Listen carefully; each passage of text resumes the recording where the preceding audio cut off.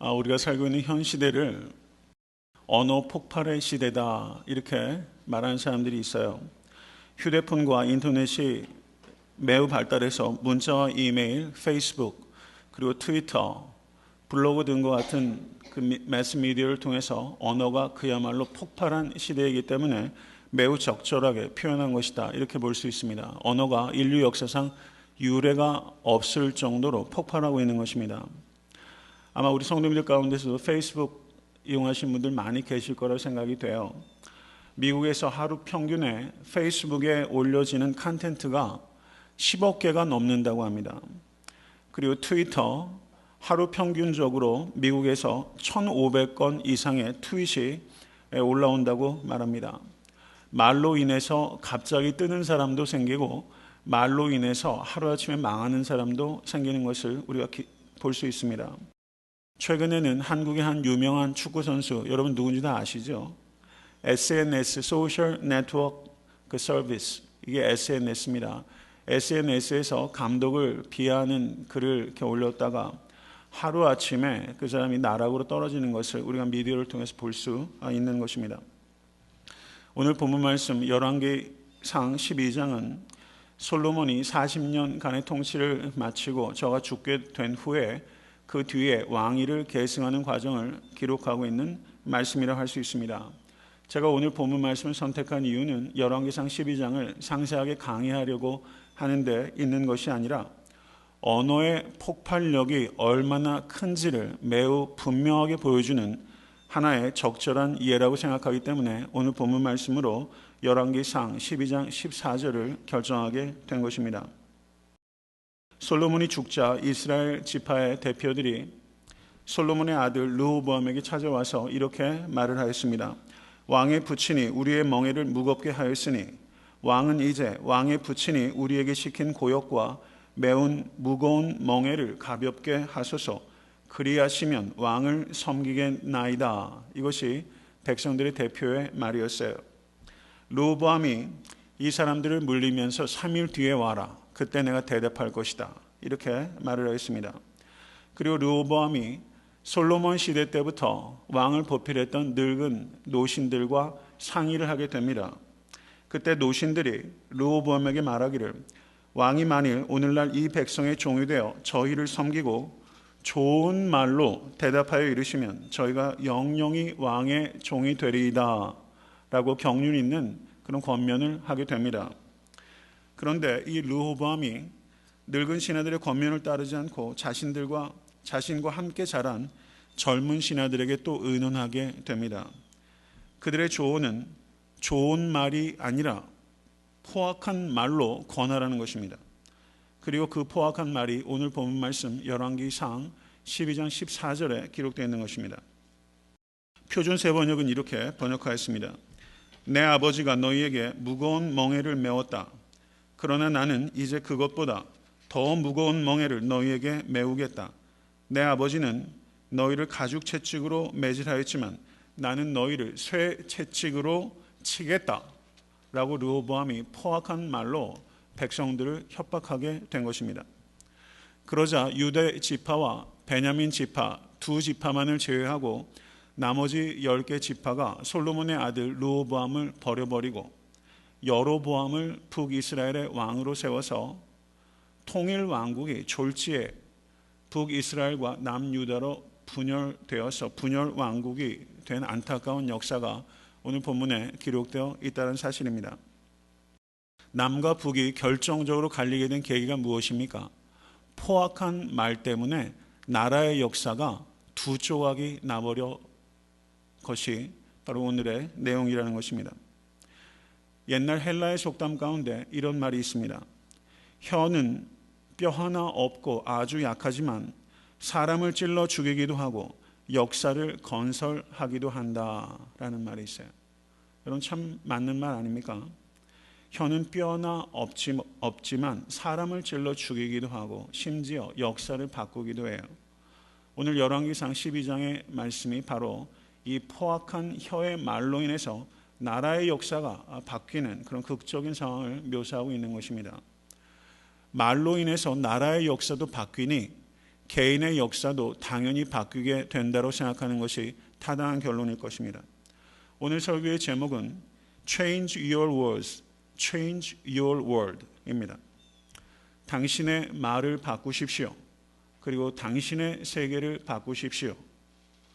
사람이 중생하게 되면 그 분명한 결과 가운데 하나는 중생한 사람의 언어가 변화된다라는 사실입니다. 만약에 예수님을 진심으로 주와 그리스도로 영접하고 중생하였다고 생각하신데도 불구하고 성도님들의 언어가 전혀 변화되지 못했다면 그것은 매우 기괴한 일이라고 할 수 있다는 것입니다. 한 사람의 말은 그 사람의 생각을 반영하게 되는 것이고, 그리고 그 사람의 말은 중생한 성도의 생각이라면 그 이전과 그 후가 반드시 생각이 바뀌게 되어 있습니다. 생각이 바뀌었으면 그 결과로 언어가 반드시 바뀌게 되는 것입니다. 성령 충만한 가장 객관적인 증거 가운데 하나는 언어가 변화되는 것입니다. 언어의 성화가 이루어지지 아니하고 성화란 있을 수 없다는 것을 깊이 생각하시는 여러분과 제가 될 수 있게 되기를 주님의 이름으로 간절히 축원합니다. 여러분, 야고보서 3장 4절을 보시면 혀를 큰 배를 움직이는 작은 키에 비유했어요. 큰 배의 방향을 결정하는 것은 그 작은 키가 결정하는 거예요. 언어에는 방향을 설정하는 능력이 있다는 것을 유의하실 수 있게 되기를 바랍니다. 우리의 말이 우리의 인생의 방향을 결정한다는 것을 항상 유념하시는 여러분과 제가 될 수 있기를 바랍니다.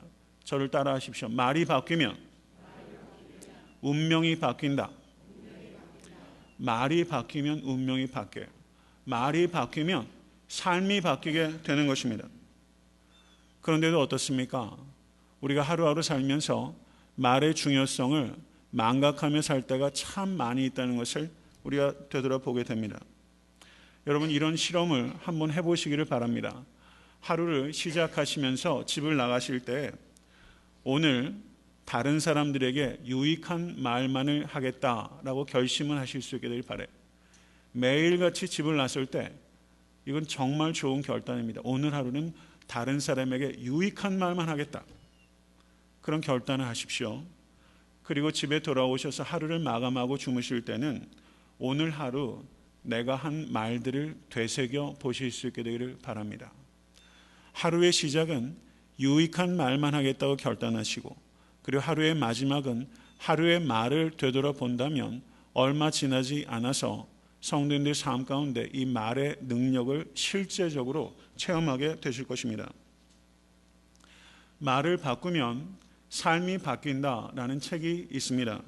그 책의 저자가 조이스 마이어라는 그 여류 문필가요 여성 사역자입니다. 아마 성도님들 가운데서도 이분을 잘 알고 계시고 또 더러 책을 읽으신 분들도 계실 것이라고 보여집니다.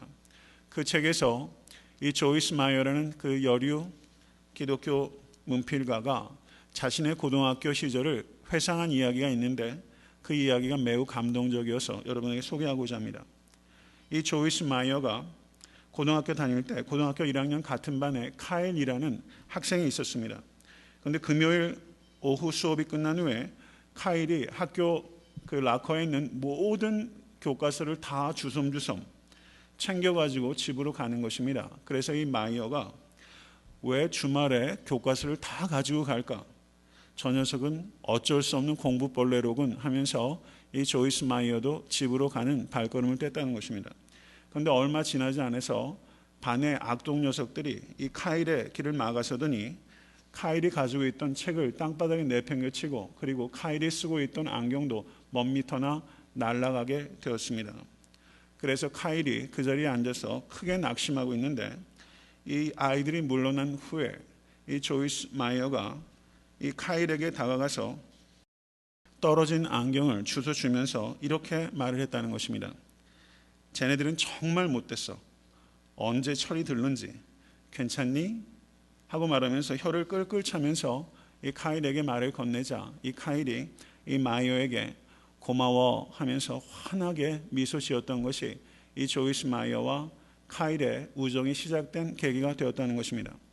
그리고 이 마이어와 카일이 그날 이후로 절친이 되었고 이 카일은 조지타운대에 진학하게 되었고, 그리고 마이어는 듀크 대학에 진학하게 되었다는 것입니다. 그리고 고등학교 졸업식 연사로 이 카일이 선발되게 되었고, 졸업생 대표로 연설을 하는데 그 연설의 내용이 이런 것이었다는 겁니다. 졸업식 날은 인생의 힘든 시기를 통과하게 도와준 사람들에게 감사해야 되는 시간이라고 확신합니다. 제게는 감사한 사람들이 많이 있는데 그 중에서 특별히 한 친구에게 감사를 표현하고 싶습니다. 누군가의 친구가 되어준다는 것은 그야말로 최고의 선물이라고 저는 이 자리에서 말하고 싶습니다. 저는 한 가지 일을 이야기하겠습니다 라고 말하면서 이 카일이 마이어와 친구가 되었던 그날의 일들에 대해서 이야기하기 시작하는 겁니다. 카일이 그날 금요일 오후에 모든 교과서와 소지품을 다 챙겨가지고 집으로 돌아가려고 했던 이유는 카일이 주말에 자살하려고 했기 때문이라는 것입니다. 자기가 자살을 한 후에 부모님이 학교에 와서 자신의 소지품을 수습하는 번거로움을 덜어주기 위해서 이 카일이 학교의 교과서를 모두 챙겨서 집으로 가려고 하는 그 중에 아무것도 모르는 악동 녀석들이 이 카일을 박해하였고, 그때 이 마이어가 가까이 찾아와서 안경을 주워주면서 쟤네들은 정말 못됐어. 언제 처리될는지 들는지 괜찮니? 이 말 한마디가 자기를 죽음 가운데서 건져 주었다는 것입니다. 이 이야기를 앉아서 듣고 있었던 조이스 마이어는 그 순간까지 자신이 이전에 했던 말이 어떤 힘을 가지고 있었는지를 알지 못했다라고 고백하고 있어요. 쟤들은 언제 처리되는지 괜찮니? 이 말이 실제 죽음 가운데서 건져낸 것입니다. 여러분, 상당히 의미 있는 이야기 아니에요? 저는 이 이야기를 들으면서 참 그렇다 그런 생각이 들더라고요. 말의 위력을 우리가 너무 과소평가할 때 있다는 것입니다. 우리가 여태까지 살아오면서 그리고 올 한 해도 여러분 말 잘하려고 노력 참 많이 하시잖아요. 그런데 뜻대로 참 안 돼요. 그렇죠? 내 말 때문에 누군가가 사라지는 일들도 있을 것이고 내 말 때문에 누군가가 죽는 일들도 있었을 것이라는 것을 우리가 깊이 생각해야 됩니다. 잠언 18장 21절은 죽고 사는 것이 혀의 권세에 달렸나니 라고 말하고 있어요. 죽고 사는 것이 혀의 권세에 달렸다. 여러분, 정말 그렇다는 것을 우리가 알아야 됩니다. 말의 중요성은 아무리 강조해도 지나침이 없습니다. 제가 작년에도 그렇고 재작년에도 그렇고 1년에 한 번씩은 항상 언어 생활에 대해서 제가 설교를 꼭 하고 있어요. 아마 내년에도 하게 될 거예요. 제 개인적으로도 이 말을 잘하려고 목회자임에도 불구하고 많이 노력해도 여러분 말의 실수가 참 많아요. 제가 회개하는 부분 중에 가장 큰 부분 중에 하나가 이 말의 실수에 연관되는 것입니다. 혀를 다스리는 것처럼 어려운 일이 없어요. 야고보서 3장 7절에서 8절은 이렇게 말씀합니다. 여러 종류의 짐승과 새며 벌레와 해물은 다 길들므로 사람에게 길들었거니와 혀는 능히 길들일 사람이 없나니 쉬지 아니하는 악이요 죽이는 독이 가득한 것이라. 여러분, 정말 그러합니다. 여러분, 서커스 좋아하세요? 서커스 보시면요, 여러분 어떻습니까? 동물들 길들이는 거, 새 길들이는 거. 여러분, 큰 악어의 입을 열고 거기에다 머리를 집어넣는 일들도 있잖아요. 저는 어떻게 그런 일이 가능한지 모르겠어요. 그런데 그런 일들을 사람이 해내잖아요. 그런 동물들을 길들여내요. 그러면 사람은 참 대단한 동물이에요. 그걸 느껴요. 동물들은 길들일 수 있어요. 그런데 야고보서 뭐라고 말합니까? 맹수는 길들일 수 있어도 이 부드러운 혀를 길들일 사람이 없다. 이렇게 말하고 있는 거예요. 길들일 사람이 없다. 자기 힘으로는 자기의 혀를 길들일 수가 없다는 것입니다. 사나운 사자보다 부드러운 혀를 길들이는 것이 훨씬 어려운 것이다. 이것을 기억하신 여러분과 제가 될 수 있게 간절히 바랍니다. 현 시대를 언어의 폭발의 시대라고 말하고 있어요. 여러분과 저의 혀 때문에 아마 가정에서도 빵, 교회에서도 빵, 직장에서도 폭탄이 빵빵 터진 일들이 올해도 적지 않았을지 모르겠어요. 여러분 폭탄 좀 터뜨리지 않으셨습니까? 혀를 다스리기 위해서는 두 가지가 겸비되어야 됩니다. 경청하십시오. 하나님께 기도해야 합니다. 여러분 이것을 알고 계셨어요? 혀를 길들이기 위해서 제일 중요한 것은 하나님께 기도하는 거예요. 다윗이 시편 141편 3절에 이렇게 기도했습니다. 여호와여 내 입에 파수꾼을 세우시고 내 입술에 문을 지키소서. 간절히 갈망하고 하나님 앞에 간구했던 것입니다. 그리고 시편 19편 14절에 나의 반석이시요 나의 구속자이신 여호와여 내 입의 말과 마음의 묵상이 주님 앞에 연락되기를 원하나이다. 우리의 입의 말이 주님께 연락된다는 것을 기억하실 때 우리는 말을 여러분 지킬 수 있게 되는 것입니다. 여러분 말을 잘할 수 있기 위하여 기도하시는 여러분과 제가 될 수 있게 간절히 축원합니다. 그런데 다윗은 기도만 하고 끝난 것이 아니라 이렇게 결심하기도 했다는 것을 기억하십시오. 시편 17편 3절에 내가 결심하고 입으로 범죄하지 아니하리이다. 시편 39편 1절은 내가 내 입에 재갈을 먹으리라. 내가 내 입에 재갈을 먹이리라. 여러분 이것은 굉장히 강한 말이에요. 여러분 큰 짐승도요, 큰 소와 말도 입에 재갈 물리면 영락없이 움직이는 대로 움직이잖아요. 자기의 말에 입에 재갈을 물려야 된다는 것입니다. 이것이 다윗의 고백이에요. 혀를 다스리는 것은 하나님의 도우심이 없으면 불가능한 일입니다. 자신의 혀를 재갈을 먹이는 것은 하나님의 도우심으로 하는 일이에요. 여러분 혀를 제어하는 것은 매우 영적인 경건의 훈련의 결과라는 것을 항상 기억하시는 여러분과 제가 될 수 있게 간절히 바랍니다. 여러분 철학자 플레이토를 아시죠? 플레이토는 철학사에서 매우 중요한 인물입니다.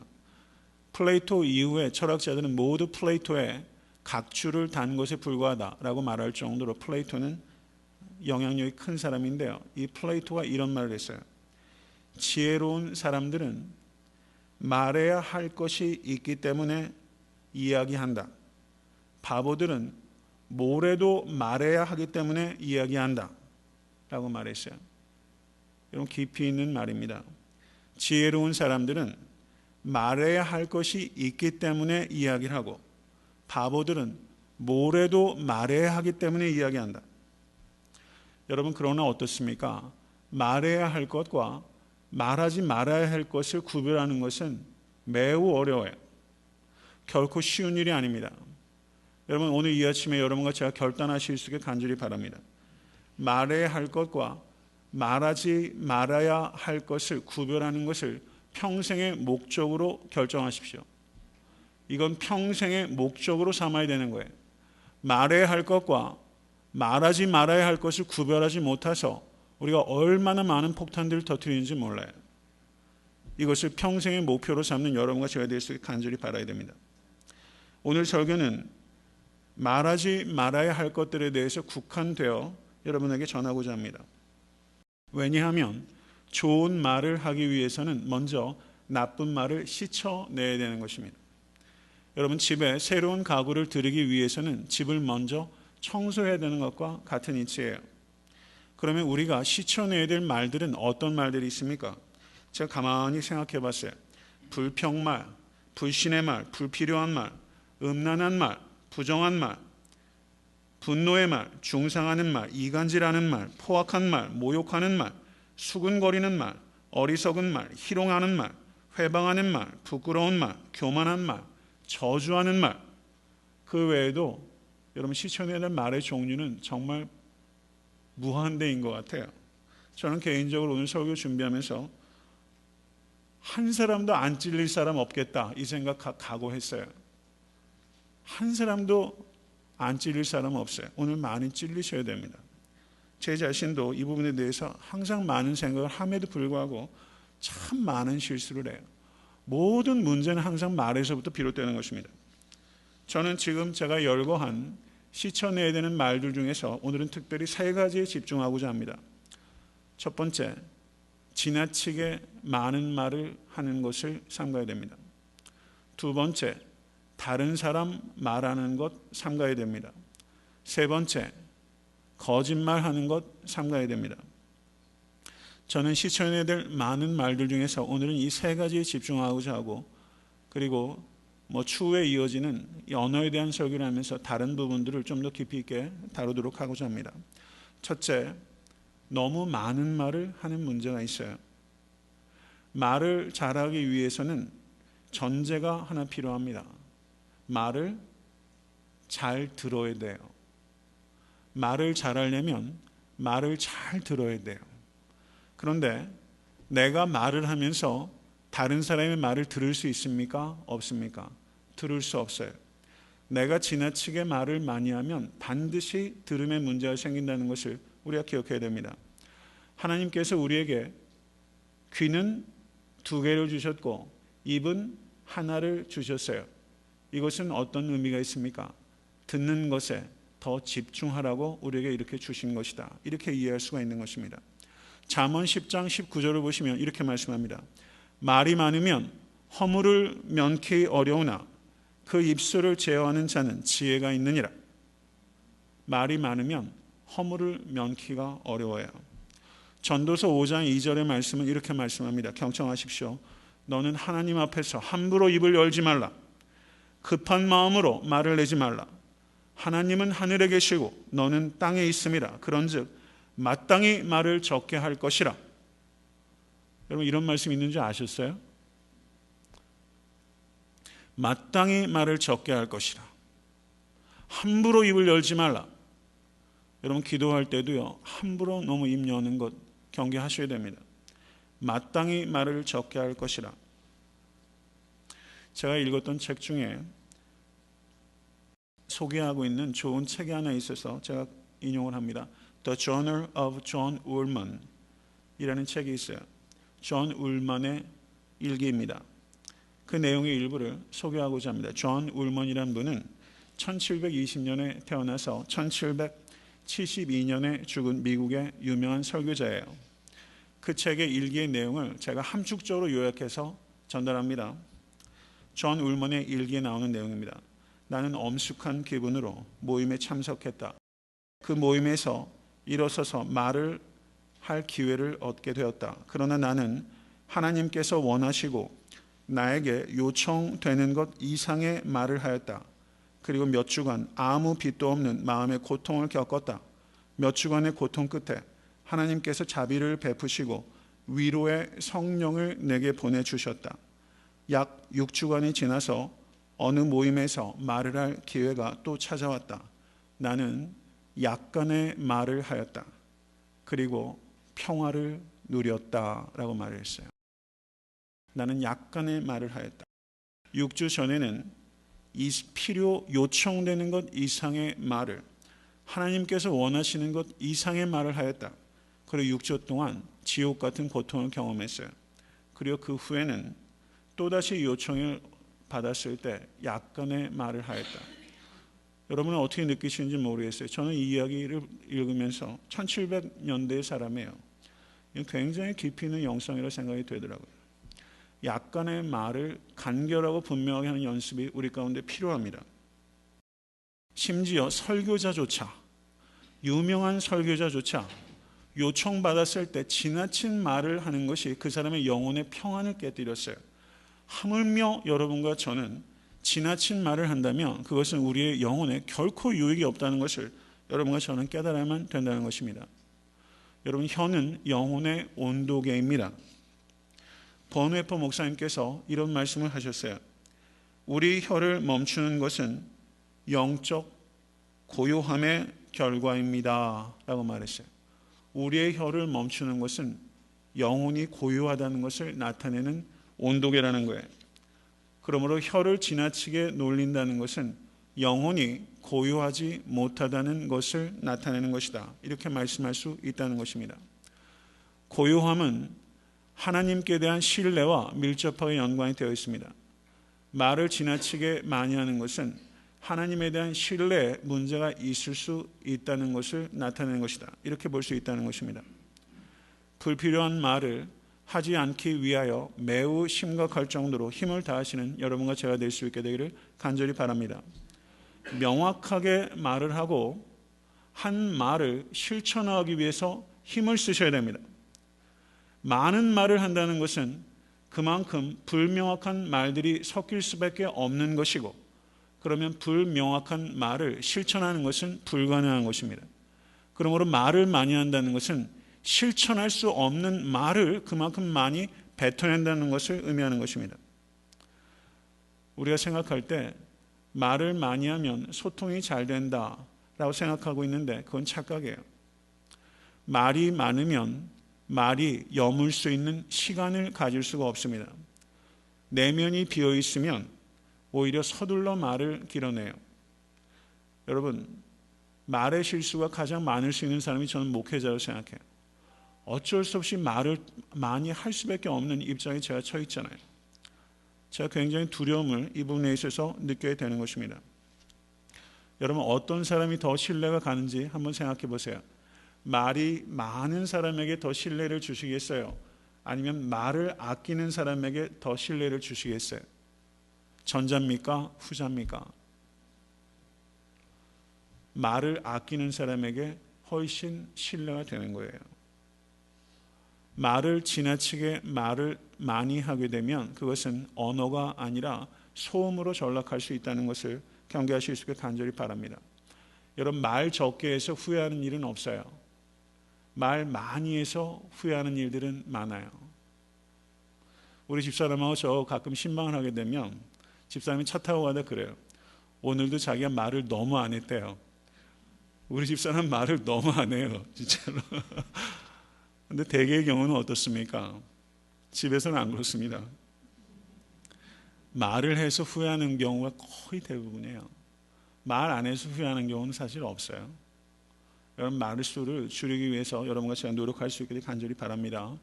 그러면 말을 많이 하는 이유를 한번 생각해 보세요. 그것은 자신의 의견을 지나치게 내세우려는 의도가 거기 있어요. 자신의 지식이나 경험을 관철하고 그리고 그것을 자랑하려고 하는 속마음이 있을 수 있기 때문입니다. 여러분, 누군가에게 도움을 주면서 자신의 견해를 지나치게 강요하시는 여러분 것을 경계하실 수 있게 간절히 바랍니다. 가령 여러분, 부모님들이 자식들이 집을 사는데 도움을 주시면 그 집 인테리어 하는데 하고 싶은 말이 많이 생기잖아요.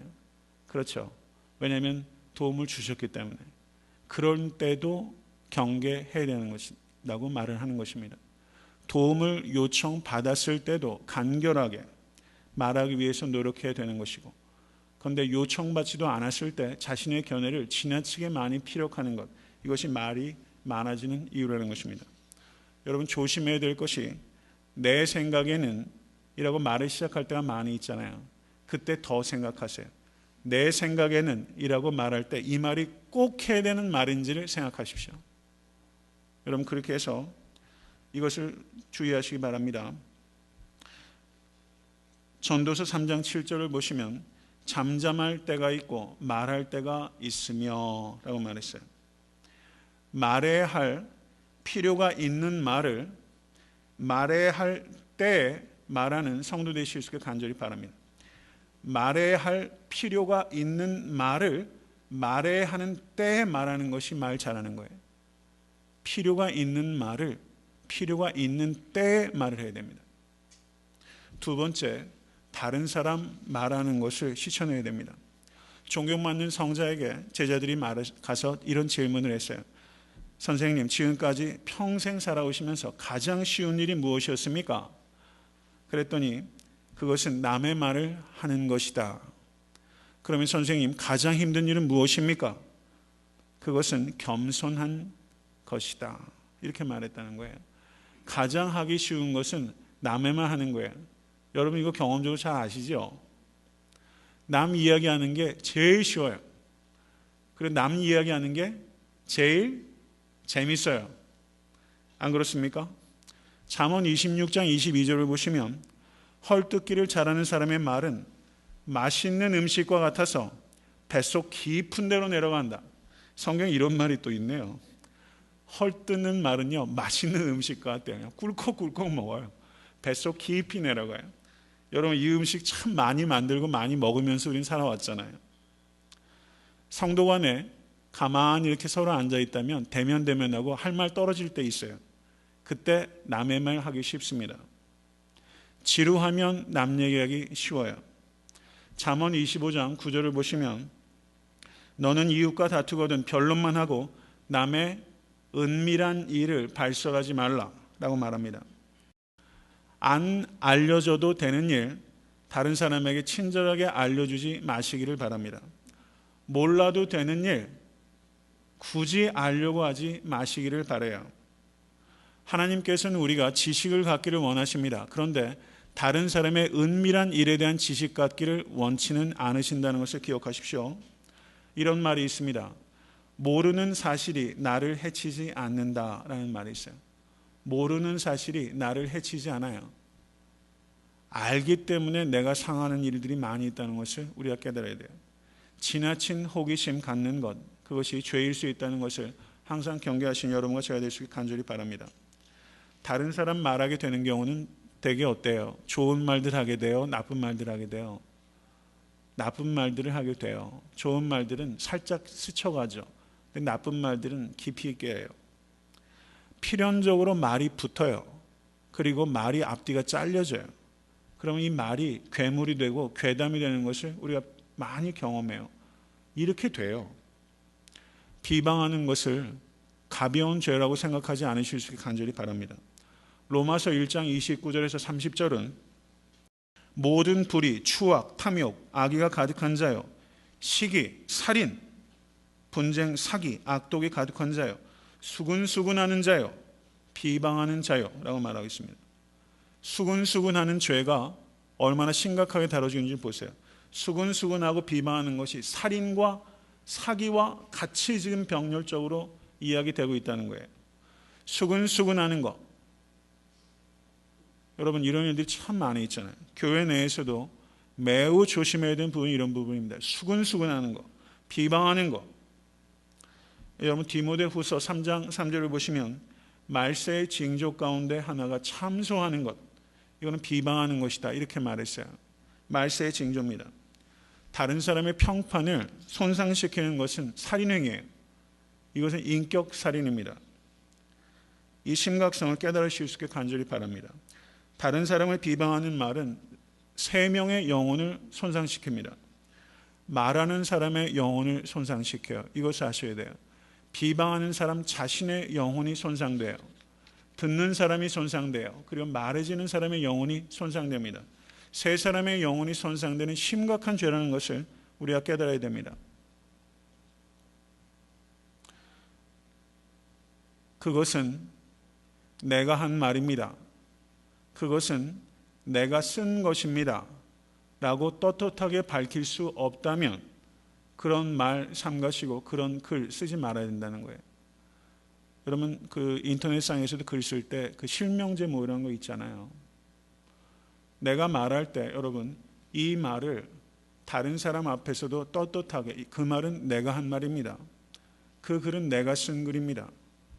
이렇게 밝힐 수 있을 만큼 되지 않으면 말하지 말고 쓰지 말아라. 아마 이 자리에 어느 누구도 이렇게 살지는 못하고 있을 거예요. 저 역시 마찬가지로 보여져요. 그런데 오늘 말씀을 들었으니 여러분과 제가 좀 더 이 부분에 있어서 매우 진지하게 노력할 수 있는 계기가 될 수 있기를 간절히 바랍니다. 다른 사람의 말을 할 경우가 있는데 그거는 반드시 이 세 가지를 거쳐야만 되는 것입니다. 저를 따라 하십시오. 이 말이 사실인가? 이 말이 공정한가? 이 말이 필요한가? 이 세 가지 관문을 반드시 통과해야 돼요. 이것을 통과하지 못하면 다른 사람에 대한 말 하지 마실 수 있게 될 바랍니다. 이 말이 사실인가? 일단 사실관계에 안 맞는 말들이 너무 많아요. 이 말이 공정한가? 이 말이 필요한가? 여러분, 이거 반드시 기억하셔야 됩니다. 여러분, 성숙한 교회는요, 여러분 이 부분을 잘 지키는 성도들이 있는 교회가 성숙한 교회예요. 제가 얼마 전에 목사님들하고 어떤 이야기를 하다가 매우 충격적인 이야기를 들었어요. 한 2주일 동안 입이 간지러워가지고 혼났어요. 이것을 얘기하고 싶은 마음이, 살짝 흘리고 싶은 마음이 막 들었어요. 그냥 교양 있게 살짝 흘리는 거 있잖아요. 살짝 흘려놓고 모른 척 시침이 뚝 떼고 그 충동과 싸웠어요. 결국은 누구한테도 얘기 안 했어요. 깜짝 놀란 이야기를 제가 들었는데 할 필요가 없겠더라고요. 일단 사실관계가 분명하지 않고, 그리고 그 말이 돌아서 들어가게 되면 이게 상당히 치명적인 말일 수 있겠다 싶으니까 이런 말도 있어요 라는 말 굳이 제가 안 옮기는 게 낫겠다. 저도 가만히 보면서요, 여러분 저도 그 수준밖에 안 되더라고요. 좀 노력을 하게 되더라고요. 이런 설교를 하다 보니까 자꾸 그런 부분들이 걸려요. 그래서 참 오히려 힘들기도 하지만 고마운 일이라고 생각이 돼요. 여러분 이거 꼭 기억하셔야 돼요. 이 말이 사실인가? 사실이 아닌 말 퍼뜨린다면 나중에 부끄러운 일이에요. 이 말이 공정한가? 그리고 이 말이 필요한가? 제일 마지막인 말입니다.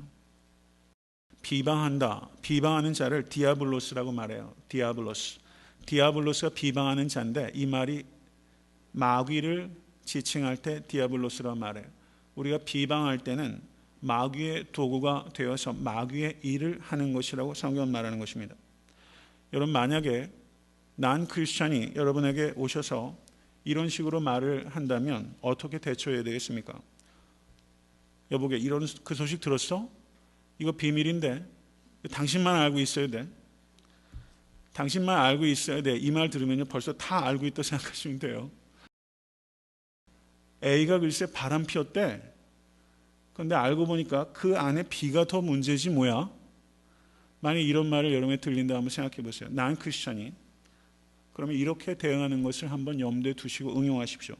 그래, 그런 소문이 있었어? 나 금시초문인데. 그런데 자네 요즘 어떻게 지냈어? 잘 지내? 어때요? 대화를 어때? 물꼬를 확 바꿔버린 것이죠. 비방에 참여하거나 동의하지 않고 지혜롭게 다른 주제로 옮겨 가야 됩니다. 난 크리스찬에게 직접적으로 훈계하게 되면 관계 자체가 깨지고 그리고 복음을 전할 기회를 상실할 수 있기 때문에 이런 방향으로 여러분 방향을 트는 것이 중요하다 이렇게 보여지고, 이건 상식적으로 많이 그렇게 하시고 계시라고 보여져요. 그런데 만약에 그리스도인이 그리고 교회 내에서 지속적으로 누군가를 비방한다면 이런 부분들은 이렇게 생각할 수 있다는 거예요. 그냥 묵인해서는 안 된다는 겁니다. 그건 충분하지 못해요. 기분 안 상하게 그냥 들어주는 것, 그리고 추임새 넣어주는 거 있잖아요. 그렇게 하는 것 별로 바람직하지 못하다는 거예요. 화제를 돌리는 것으로 충분하지 못해요. 그럴 경우에는 온유하게 상기시켜주고 correction 해줘야 됩니다. 이렇게 반응할 수 있을 거예요. 미안한데 나는 오늘 그런 이야기 별로 듣고 싶지 않아. 그 사실이 아닐 수도 있지 않겠어요? 사실이면 또 어때요? 그거 아무 유익이 없는 이야기인 것 같습니다. 우리 그냥 그분 위해서 기도하시죠. 이렇게 말할 수 있다는 거예요. 여러분 생각하실 필요가 있죠. 그냥 우리 그분 위해서 기도하시죠. 이렇게 우리가 말을 할 수 있는 것을 여러분 응용하시라고 제가 한 예를 들어서 말씀드리는 것입니다. 세 번째는 헛된 말을 씻어내야 되는 것입니다. 마태복음 5장 37절은 오직 너의 말은 옳다 옳다 아니다 아니라 하라. 이에서 지나는 것은 악으로 쫓아나니라. 옳다 옳다 아니다 아니다 하는 거 한국 사람한테는 참 어려워요. 참 어려워요. 인정이 많아서 그 앞에서 거절하지 못해요. 그러다 보니까 어때요? 공수표 엄청 날립니다. 무엇을 하겠다고 말할 때 여러분과 저는 좀 더 신중해져야 됩니다. 말해놓고 지키지 못하게 되면 양심이 무뎌지고 양심이 무거워지는 것입니다. 그리고 그것은 우리의 영성에 매우 안 좋은 영향을 끼쳐요. 제가 한 예를 들게요. 제가 내일 전화할게요 하고 전화 안 하는 경우 많잖아요. 다음 주에 점심 식사 한번 하시죠 하고 점심 식사 안 하시는 경우 굉장히 많잖아요. 그냥 의례차 인사로 이렇게 말할 경우가 저한테도 참 많이 있었어요. 제가 설교를 준비하면서 한 가지를 회개한 게 있어요. 그게 뭐냐면요, 제가 수주 전에 9월 달부터 로마서를 공부하겠다고 주보에 광고를 냈어요. 9월 달에. 근데 9월 달 됐잖아요. 큰일 난 거예요. 지난주 주보에다가 9월 마지막 주가 언젠가를 봤어요. 9월 마지막 주부터 로마서를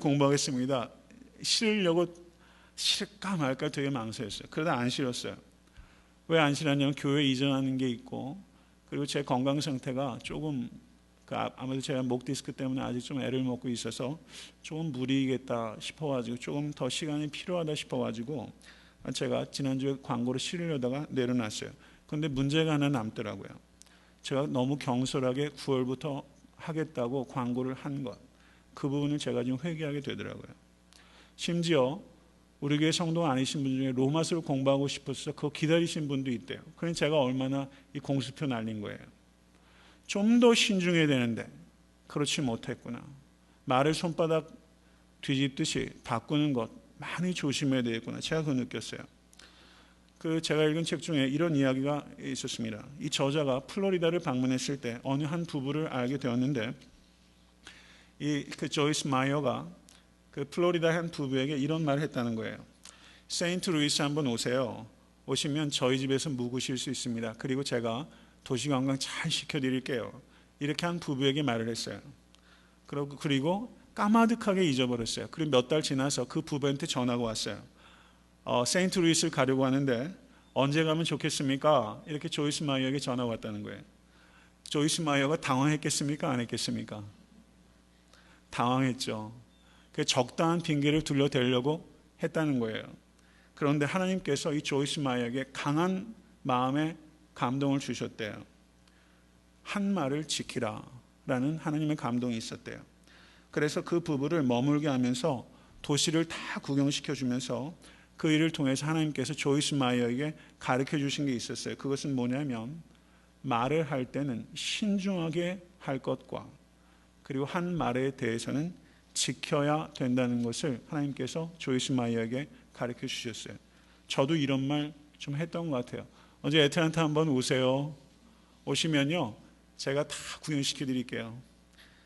제 친구들은 눈치 있게 저한테 아직 이런 전화를 안 했습니다. 근데 전화가 오면 꼭 그렇게 해야겠어요. 우리가 적당히 핑계대고 다음 주에 만납시다 얘기해놓고 그거 이렇게 바꾸는 경우가 있어요. 저도 이런 경향이 저한테 있어서 집사람한테 한번 얘기 들은 적이 있어요. 가만히 보면 이렇게 공수표 날리면서 그때 잠깐 거절하거나 그때 잠깐 미안한 거 면하기 위해서 가볍게 한번 만나시죠. 전화 한번 하겠습니다. 이렇게 말하면서 실없는 말들을 하는 것을 우리가 지나치게 가볍게 생각할 수 있다는 것을 여러분과 제가 깨달을 수 있게 되길 바랍니다. 그리스도인들에게는 하나님의 말씀에 순종해야 될 책임이 있는 것이지 다른 사람들의 요구를 다 들어줘야 될 책임이 있는 것은 아닙니다. 아니라고 말해야 될 때 아니라고 말하는 것이 당장은 조금 머쓱하다 할지라도 궁극적으로는 그것이 피차에게 더 좋은 결과를 가져오게 된다는 것입니다. 한 가지 예를 더 말씀을 드리겠습니다. 요즘은 다 셀폰들이 있지만요, 집으로 전화가 때르릉 오게 되면은 아빠가 그 전화 누구한테 오는지 알고 이야기하기 싫어서 자녀들이나 아내에게 자기 집에 없다고 말하라고 이렇게 하는 경우가 더러 왕왕이 있잖아요. 사실 집에 없다고 그래 이렇게 말하는 경우 있잖아요. 그렇게 거짓말을 하도록 시키는 경우들이 있어요. 별로 의식하지 않고. 그리고 또 이런 경우 있지 않습니까? 약속 시간에 늦게 되는 경우가 있어요. 그러면 그냥 늦게 출발해서 그렇게 되었습니다 라고 말하면 되는데, 차가 오늘 트래픽이 얼마나 많은지, 그래서 늦었습니다 이렇게 얼굴 좀 빨개지신 분들이 있으신데요, 애꿎은 트래픽 얘기하는 경우가 많잖아요. 그냥 애교로 봐줄 수 있겠지만, 제가 드리는 말씀은 제가 설교를 준비하면서 책을 읽으면서 이런 부분들을 아주 현실적으로 지적하고 있어서 제가 굉장히 이런 부분에 있어서 굉장히 도전을 많이 받았어요. 우리가 이런 말에 있어서도 이것을 악의적인 거짓말을 할 수는 없겠지만, 우리가 너무 능수능란하게 살짝 모면하는 진실하지 못한 말들을 사실 제 자신도 적지 않게 해왔구나, 이런 생각이 들더라고요. 당장 조금 부끄러워도 그냥 진실하게 말하는 것이 좋은 것 같아요. 오늘 제가 늦게 출발해서 좀 늦습니다, 죄송합니다 라고 말하는 것이 트래픽 때문에 늦습니다, 이렇게 말하는 것보다 훨씬 나은 것이라는 것이죠. 말씀을 맺습니다. 지나치게 많은 말을 하지 않으실 수 있기를 바랍니다. 다른 사람 말하는 것 삼가하시는 여러분과 제가 될 수 있길 바랍니다. 헛된 말을 삼가하십시오. 이 모든 구정물들을 퍼내시는 여러분과 제가 될 수 있기를 간절히 바랍니다. 언어 테러리스트라는 말이 있어요. 언어 테러리스트가 되지 마시고 세상을 밝히는 슬기로운 언어의 주인이 되시는 여러분과 제가 될 수 있게 되기를 주님의 이름으로 간절히 축원합니다. 주신 말씀 생각하면서 기도하겠습니다. 하나님 아버지, 말을 참 잘하기 위해서 많이 수고하고 애씀에도 불구하고 올 한 해 지금까지 살면서도 참 많은 말의 실수를 해왔고 또 말 때문에 많이 상처받으면서 우리가 삽니다. 아버지, 성령 충만하기를 간절히 소원하고 아버지, 우리의 말이 비록 더딜지라도 언어의 성어가 이루어질 수 있도록 하나님 인도해 주시기를 원하며 아버지, 구정물과 같은 아버지 더러운 말들 다 솎아낼 수 있도록 하나님 도와주시고 아버지, 우리 한 사람 한 사람이 아버지 이 부분에 있어 참 많이 회개할 것이 있고 또 부끄러움을 느낍니다. 아버지 하나님, 그저 감정적으로 부끄러워하는 것에 그치지 아니하고 구체적으로 삶의 자리에서 보다 진실하고 의미 있고 가치 있고 때에 맞는 말을 하기 위하여 결단하고 하나님께 기도할 수 있도록 인도하여 주시며 입술에 파수꾼을 세워주시옵소서 라고 간절히 갈망하며 기도할 수 있도록 인도하여 주시며 자신의 혀에 재갈을 물리는 경건의 훈련이 우리 가운데 있을 수 있도록 주여 인도하여 주시옵소서. 아버지, 그래야 우리의 입술이 바뀌어 우리의 삶이 바뀔 수 있도록 인도하여 주시고 그리고 우리의 삶이 바뀌어서 세상을 바꿀 수 있는 아버지 성숙하고 능력 있는 그리스도인이 될 수 있도록 주여 인도하여 주시옵소서. 예수 그리스도 이름으로 간절히 기도드려 싸움나이다. 아멘.